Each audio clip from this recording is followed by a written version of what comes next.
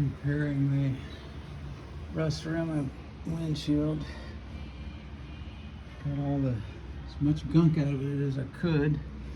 Cleaned out the channel, sanded it. Also jamming the driver's door. Painted the inside of the black part is painted. Now I'm getting ready to do the jams, the body color.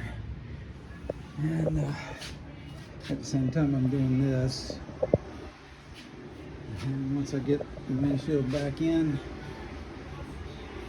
I will, and the jamming done on this door, I've done the jam on the other side.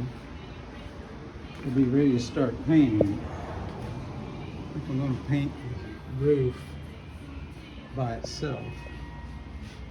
It was originally a vinyl top car, so I can put the trim back on. It goes along here,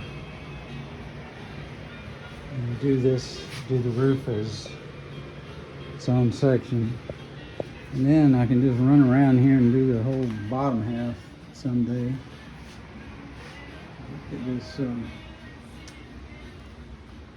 roof painted. I can't decide whether I'm just going to paint it body color or do a black, because satin black kind of mimic the black vinyl top and everything. I haven't decided that yet.